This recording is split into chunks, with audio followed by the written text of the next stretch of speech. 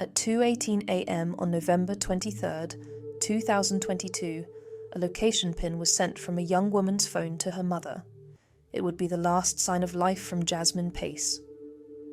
Jasmine Pace was a dependable old soul who attended the University of Tennessee in Chattanooga, pursuing her dreams with the same warmth and determination that defined everything she did.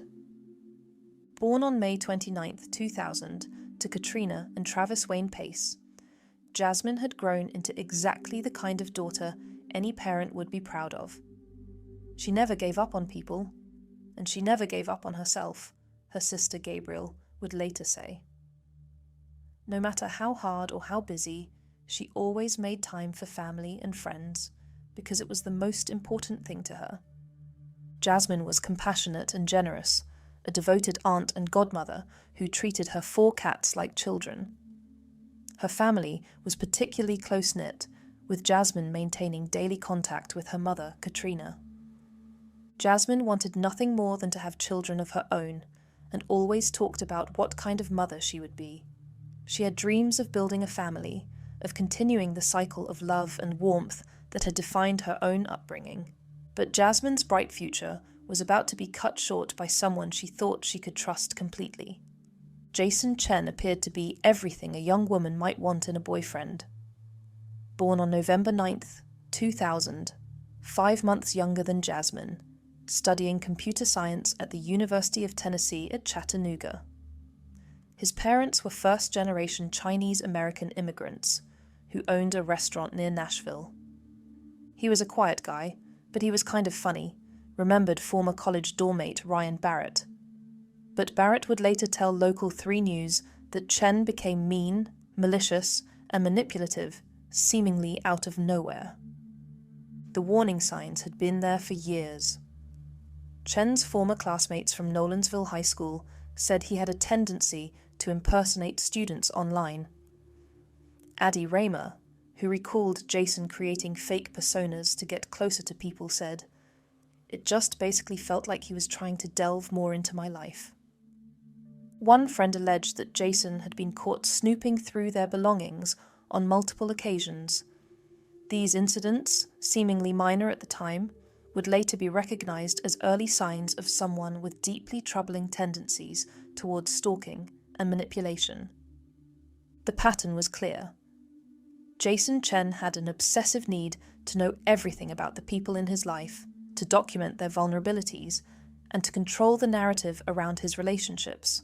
But for a young woman like Jasmine, who saw the best in everyone, these red flags would remain invisible until it was far too late. In early 2022, Jasmine met Jason through what seemed like a perfectly normal modern romance, a dating app connection between 2 college students at the University of Tennessee at Chattanooga. Jason had rented an apartment on Tremont Street in Chattanooga, where Jasmine would visit regularly as their relationship developed. To those around them, Jason and Jasmine seemed like a typical college couple. They had been dating for several months, and their relationship appeared to be progressing normally. Jasmine's family welcomed Jason into their lives, seeing him as just another young man who had captured their daughter's heart. But even from the beginning, there were subtle signs that Jason's interest in Jasmine went far beyond normal romantic curiosity. Unknown to Jasmine and her family, Jason was already documenting disturbing details about her life, taking notes about her past in ways that suggested his fascination with her was becoming an unhealthy obsession. What would later be discovered in Jason's bedroom painted a chilling picture of systematic stalking disguised as romantic interest. He had been gathering information about Jasmine's background, creating what amounted to a stalker's handbook of how to manipulate the woman he was supposed to love. But Jasmine, generous and trusting by nature, had no idea that her private confessions were being catalogued and studied by someone who would eventually use her trust against her in the most devastating way possible. November 22nd, 2022 started as what should have been an ordinary Tuesday for Jasmine Pace. But that day brought devastating news. Jasmine had lost her great-grandmother, whose death left everyone reeling with grief. The loss weighed heavily on Jasmine's heart. following the recent death of a beloved family matriarch. Perhaps Jasmine needed a little space to grieve, her family initially thought, when she later said she wanted to spend time away from home. For Jasmine, turning to Jason for comfort seemed like the natural thing to do. Phone records would later reveal that Jasmine spoke with Jason for exactly 1 hour and 11 minutes that evening. After that lengthy conversation, she decided to go to Chen's apartment on Tremont Street, just off of Fraser Avenue along Chattanooga's North Shore. Later in the evening, Pace sent a text to her mother, Catrina, telling her that she would be staying at the house of a friend of hers for the rest of the week. Jasmine Pace arrived at Chen's apartment on November 22nd at precisely 11:42 p.m. At 2:18 a.m. on November 23rd, she sent a location ping from Jason's apartment to her mother, Catrina Pace. This simple action, likely meant to reassure her worried mother about her whereabouts, would become the last sign of life from Jasmine Pace. She had no way of knowing that she was about to discover something that would seal her fate forever. What happened inside apartment 210 during those dark early morning hours would haunt investigators and the Chattanooga community for years to come. According to the defense's later claims during the trial, the couple were at Chen's house when Jasmine heard a Tinder notification sound from his phone. This seemingly innocent notification would set off a chain of events that would end in unspeakable tragedy. Defense attorney Josh Weiss would later argue that Jasmine and Jason began verbally fighting when Pace saw Chen's messages to other women. The discovery that her boyfriend was actively communicating with other women on a dating app while she was grieving her grandmother's death would have been devastating for any young woman in love. According to Weiss, this confrontation escalated when Jasmine attacked Jason with an empty wine bottle, her anger and betrayal boiling over into physical confrontation. In reaction, Chen kicked her and she fell backwards, Weiss claimed. Weiss added that Chen saw a knife and then blacked out, suggesting that what followed was somehow an unconscious act rather than a deliberate, calculated murder. But the physical evidence would tell a very different story. The first sign that something was terribly wrong came from Chen's downstairs neighbour, Courtney Paglino Brewer. She was jolted awake by a loud scream in the early morning hours of November 23rd, 2022, around 2 a.m. I checked my phone to see the time. I was about to call 911, Brewer later testified. She recalled hearing a female voice screaming, footsteps running towards the front door, and crying. But then, tragically, Brewer felt the situation calmed down and did not call the police. That decision would haunt her forever, knowing that those screams were Jasmine Pace fighting for her life. Chen killed Pace in the early morning hours of November 23rd, in what the medical examiner would later describe as a prolonged and brutal attack. The majority of Pace's 60 stab wounds were concentrated in all in a single area of her body, about as big as a piece of paper. This was not a rapid death. This is a death over at least some minutes, taking between 5 to 10 minutes for Jasmine to die. The hours immediately following Jasmine's murder would reveal just how calculated and methodical Jason's actions truly were. Far from the heat of the moment crime his defense would later claim, his behavior showed careful planning and deliberate deception that exposed the true nature of the man Jasmine had trusted. But what happened after the murder was perhaps even more chilling than the crime itself. Cell phone records would later show that Chen was not only active on his phone, but was actually seeking new romantic connections while Jasmine's body lay dead in his apartment. The records show Chen conversing with 2 people on Tinder on the morning of November 23rd, telling one of them, "So, I guess we're dating now?" One of them, named Victoria, reached out to Chen, and he responded just 1 minute later. That Tinder message was sent at 9:52 a.m. The coldness of this action cannot be overstated. Less than 10 hours after brutally murdering his girlfriend of several months, Jason Chen was already looking for his next date. A forensic expert would later testify that Jason was indeed active on Tinder at the time, directly contradicting his defense team's later claims of temporary insanity.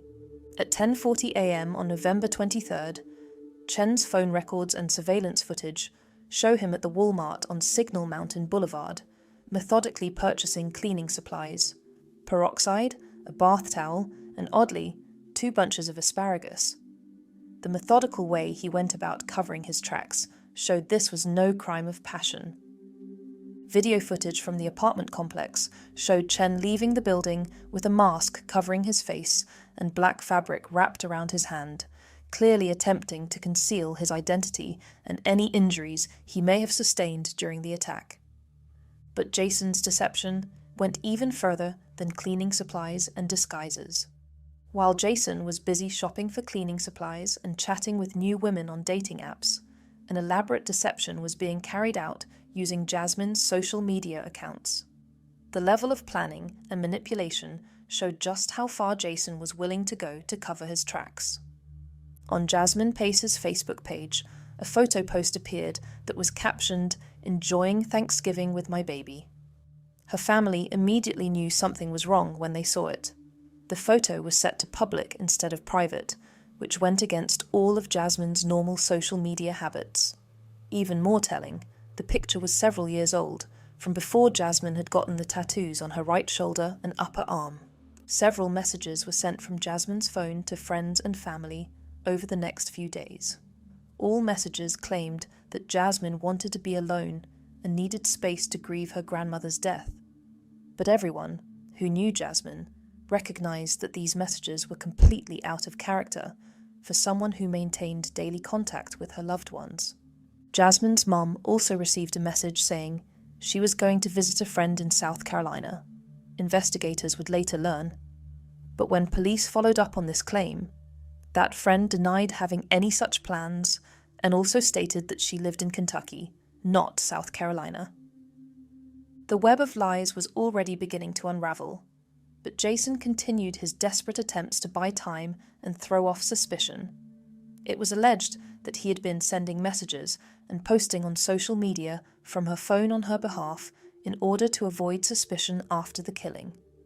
Something was terribly wrong, and despite Jason's efforts to maintain the fiction that Jasmine was alive and well, her family was starting to see through the lies.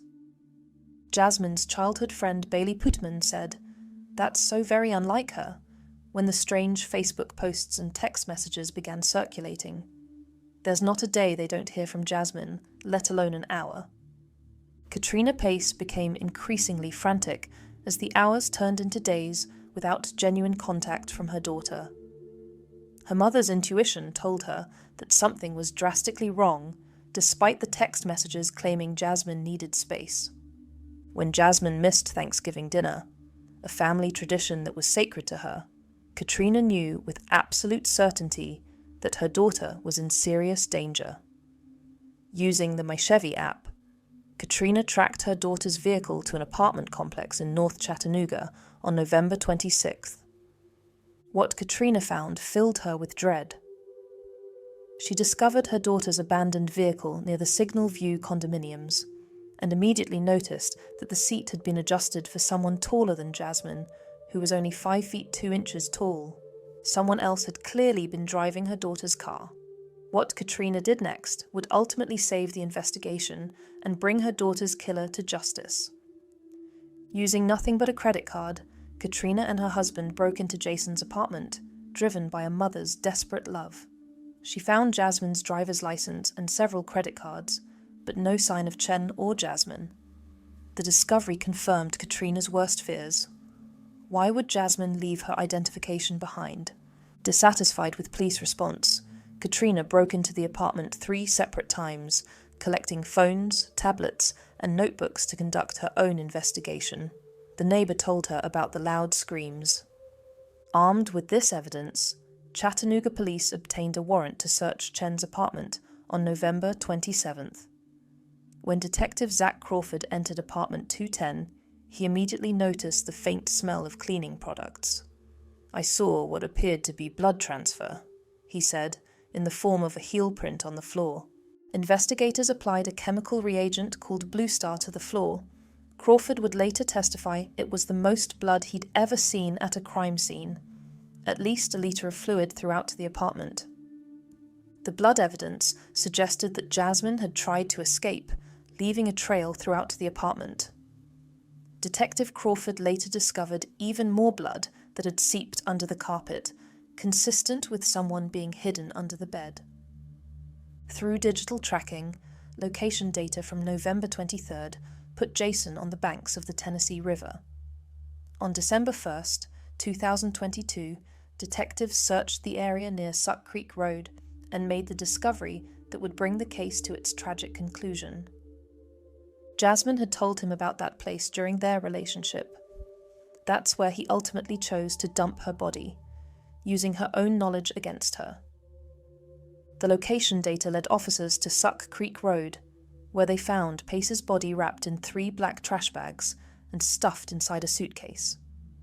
When police opened it, they discovered Jasmine handcuffed and shackled, with her wrist connected to her ankle. She had been stabbed 60 times. The evidence against Jason Chen was overwhelming. Jason Chen was arrested at his family's home in Nolensville, Tennessee, on November 30th, 2022, still bearing lacerations on his hands from the attack. He was charged with first-degree murder and abuse of a corpse. More than 2 years later, on January 13th, 2025, Jason finally stood trial. In a dramatic opening statement, Prosecutor Coty Womp showed the jury the actual suitcase where Jasmine's body had been found. This is the suitcase in which Jason Chen stuffed the 98-pound body of Jasmine Pace, she told the horrified jury. He stabbed her over and over and over again. Not 7 times, not 29 times, not 43 times, but 60 stab wounds. Even Jason's defense attorney admitted his client had killed Jasmine, though they argued for voluntary manslaughter rather than first-degree murder. The jury began deliberations at 4:12 p.m. on January 20th, 2025. They were back with a verdict in just 44 minutes, guilty of both first-degree premeditated murder and abuse of a corpse. During the sentencing hearing, Jasmine's cousin Jacqueline White dropped 60 stones into a glass container, representing each stab wound. "How are you such a coward that you have to bind a 98-pound innocent female and give her no chance of fighting back?" she asked Jason directly, calling him a predatory sociopath. The jury sentenced Jason Chen to life in prison without the possibility of parole. He will never taste freedom again.